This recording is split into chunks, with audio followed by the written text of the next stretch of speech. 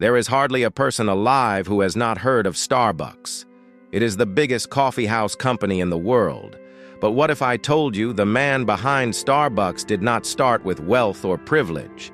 He did not grow up in luxury. He grew up in poverty. He struggled just to survive. He even had to sell his blood for a few dollars, and he was rejected more than 200 times before anyone believed in his dream. This is not just a story about coffee.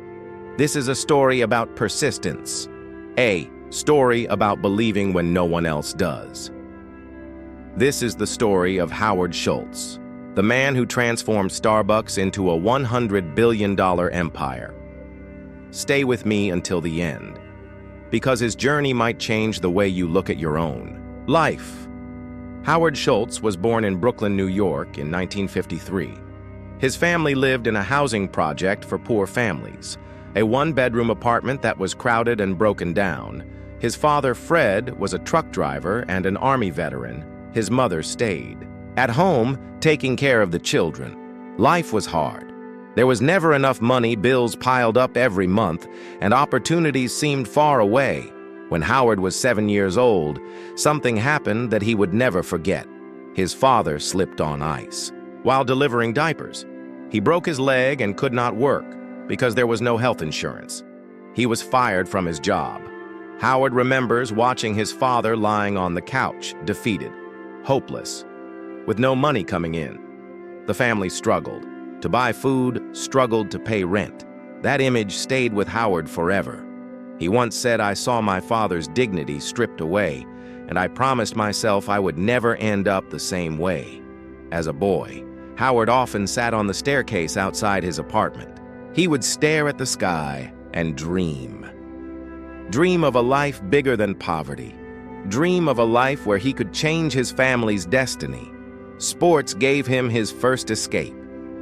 In high school, he played football and was good enough to earn a scholarship to Northern Michigan University. It was his way out. But when he got there, he realized football was not his future. He chose to study communications instead. The problem was money. His parents could not pay for college, so Howard took out student loans and worked every job he could find. He tended bars, he waited tables, he sold his blood more than once just to survive. It was exhausting, but he never gave up. And in 1975, Howard became the first person in his family to graduate from college after graduation. Howard worked at a ski lodge. Then he got a sales job at Xerox. Eventually, he became the vice president of a Swedish company called Hammerplast that sold houseware products one day while looking at sales numbers. Howard noticed something unusual.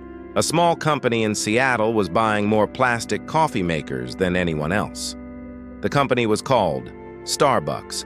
Howard was curious. He flew to Seattle to see what was so special. Starbucks at that time was not a cafe. It sold coffee beans and equipment. But Howard felt something unique in the company.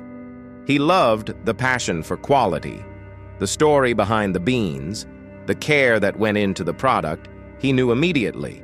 It took him more than a year of convincing. But finally, in 1982, at the age of 29, Howard was hired as the director of marketing for Starbucks. A year later, Howard went on a business trip to Italy, and that trip changed everything in Milan.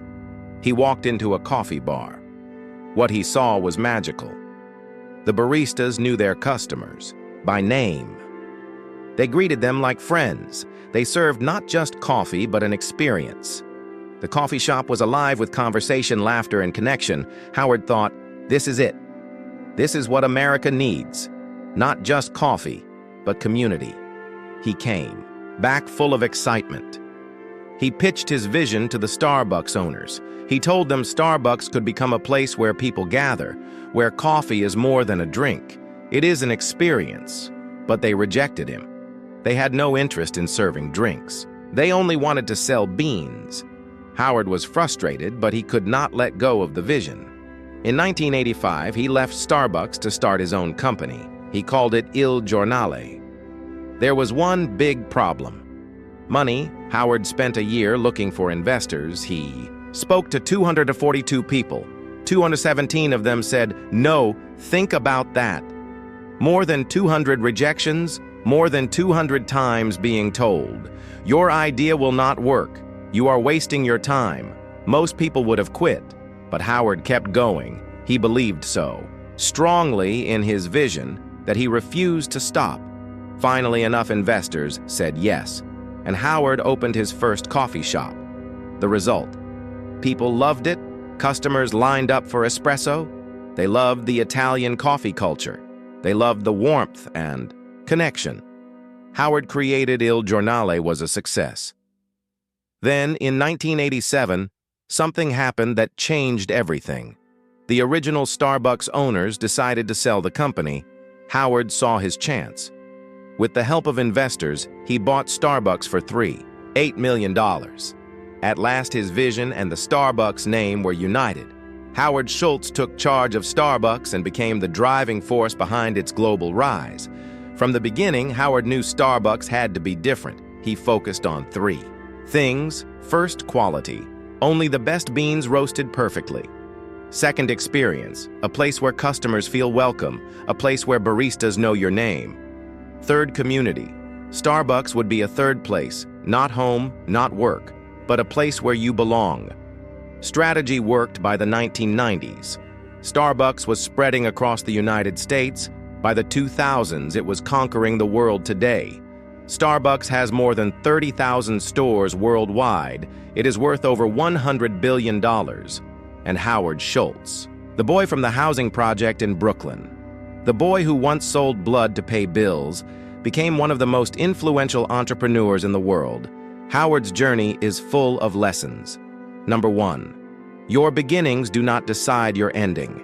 He grew up poor, but refused to let poverty define his future.